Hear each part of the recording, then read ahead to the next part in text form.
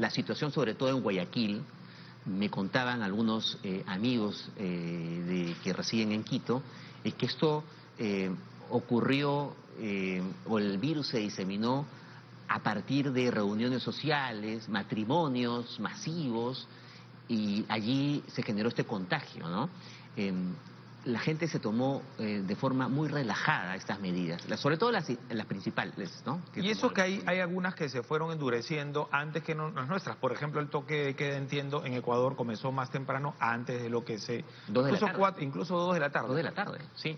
Y para eso, Nicolás, tenemos enlazados vía Skype a una colega periodista. Ella es Yadira Aguagayo, periodista y asesora de comunicación en crisis. ¿Cómo te va, Yadira? Bienvenida a Hablemos del COVID. Hola Renzo y Nicolás, buenos días. Gracias por este contacto. Es importantísimo que nuestros hermanos en Perú y en toda la región puedan conocer algunas impresiones de la situación que estamos viviendo acá en Ecuador relacionado con la pandemia del COVID. Yadira, se ha desbordado la crisis, digamos, sobre el COVID-19, con lo que hemos visto ayer, imágenes muy impactantes sobre los muertos en las calles de Guayaquil. ¿Es un hecho aislado? ¿Cómo se está atendiendo la emergencia? Efectivamente, como ustedes, Renzo y Nicolás, lo reportaban hace un momento,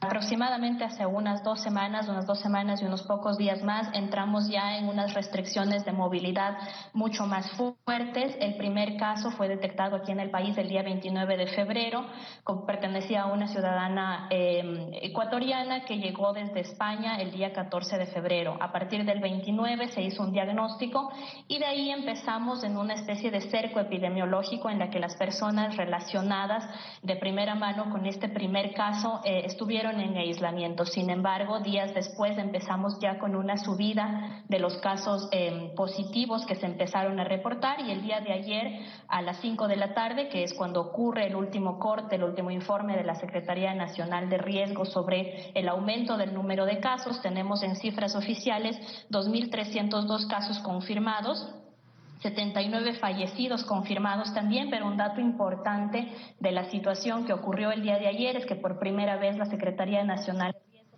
dentro de su reporte fallecidos probables con un número de 67. Estos fallecidos probables, explicaba el día de ayer la Secretaría Nacional de Riesgo, se debía a que no se había hecho la prueba del COVID, pero que existía una alta sospecha de que esto pudiese ser, de que estas muertes pudiesen ser atribuibles al virus. Sin embargo, en todo el país, al parecer, la sensación es que las cifras oficiales no son suficientes porque no hay suficientes tomas de pruebas sobre las personas que pudiesen tener sospecha del virus. Yadira. Por eso, sí. Cuando nos enteramos aquí en el Perú de las medidas dispuestas por el presidente Lenín Moreno de disponer esta inmovilización social obligatoria desde las 2 de la tarde, nosotros pensamos aquí, bueno, qué estrictas estas medidas y qué bien por el Ecuador que se tome estas medidas para asegurar que la ciudadanía ecuatoriana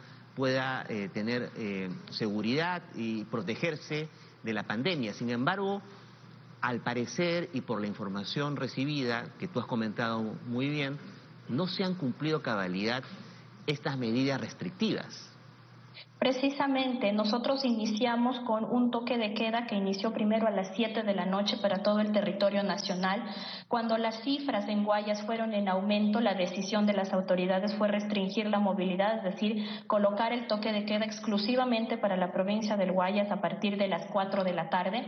Y hace pocos días la medida se extendió hacia todo el país y empezamos nuestro toque de queda a las 2 de la tarde y tenemos medidas de restricción de la movilidad, tanto con los últimos números el último dígito de la placa del auto, como con los dígitos del número de cédula de identificación para la entrada a supermercados y mercados para el abastecimiento de productos de primera necesidad.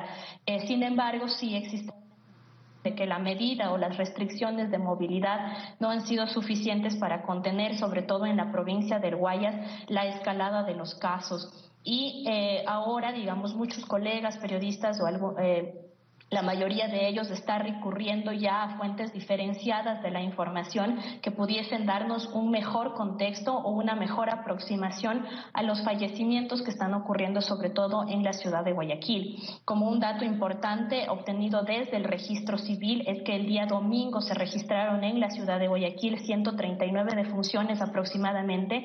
No se puede saber si todas ellas corresponden a ciudadanos contagiados con el virus. Sin embargo, es importante que se pueda ver que en la estadística ha existido un incremento en el número de defunciones en la ciudad. Y las denuncias vía Twitter, por supuesto, han sido las que han puesto esta alarma sobre lo que podría estar ocurriendo en la ciudad de Guayaquil. Yadira, ¿cabe la posibilidad de que esto no sea por el COVID-19? Que estas muertes que hemos visto en medio de la cuarentena, un estado de excepción, la situación atípica, digamos, que pueda ser por otro motivo. Claro, en este momento lo que más prima me parece que en la ciudad de Guayaquil y en el país entero es una especie de desconcierto o de faltas de certezas alrededor de la situación real. Esto pese a que diariamente tenemos aproximadamente la intervención de 5 o 6 ministros de Estado, de directores de instituciones públicas, reportando la situación, es decir, existe una información bastante fuerte desde la parte gubernamental. Sin embargo, esa información no se articula con el ofrecimiento de una situación más real de lo que está ocurriendo. De ahí que desde el periodismo, por ejemplo, se recurra a fuentes alternativas que también son oficiales para que puedan relatar la situación real de lo que está ocurriendo. Pero digamos, Renzo y Nicolás, solamente tiene que ver con el tema de la crisis sanitaria, sino que dentro de esta gran crisis que es la provocada por el COVID-19, existen otras crisis más, crisis de legitimidad, por ejemplo, sobre las instituciones públicas y sobre la representación de la público, crisis económica con un 70% del aparato productivo del país paralizado, lo ha confirmado la semana pasada el ministro de la Productividad,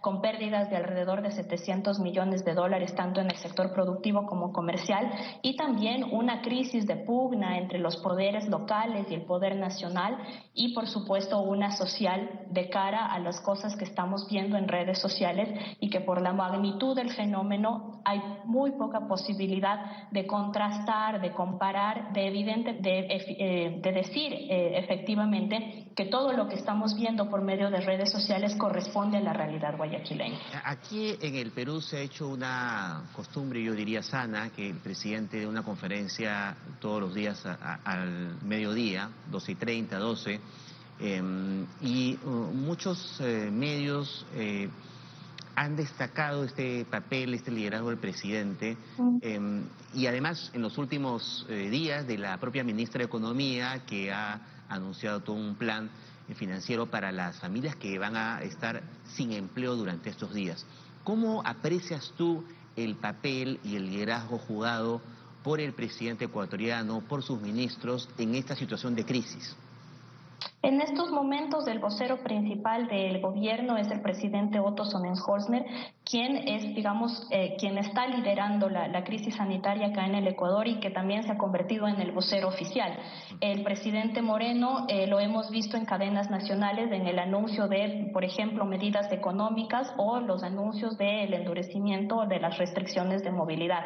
Sin embargo, ha sido el vicepresidente tomado el papel de liderazgo de dirigir la situación, al igual que otros ministros como la ministra de Gobierno, María Paula Romo, y el nuevo ministro de Salud, Juan Ceballos, que está en el cargo apenas unos días, pues de la semana pasada también vivimos la renuncia de la ministra de Salud, Catalina Andramuño. Como les comentaba anteriormente, al igual que en el Perú, se ha hecho necesario que las autoridades estén presentes en la cotidianidad de los medios de comunicación. Tenemos aproximadamente unas 5 o 6 intervenciones de ministros de Estado, pero evidentemente esa información que se circula ahí muchas veces es reiterativa, digamos, lo que se dice en la mañana se dice en la tarde y tal vez no aporta mucho a disipar los temores que tiene la población relacionada con la información que recibe de sus propias autoridades. Muy bien, Yadira, te agradecemos mucho. Son experiencias que son importantes tener en cuenta, evaluarlas, compararlas para que los gobiernos de la región puedan tomar una mejor decisión y afrontar esta crisis como Claro que esa, sí, ¿no? gracias Yadira. Muchas gracias. Por eso es que hay especialistas en manejo de crisis. Así es. Y por eso es que es fundamental la comunicación en todo ámbito, ¿ah? Y en todo momento además, En todo no momento. solamente en las crisis.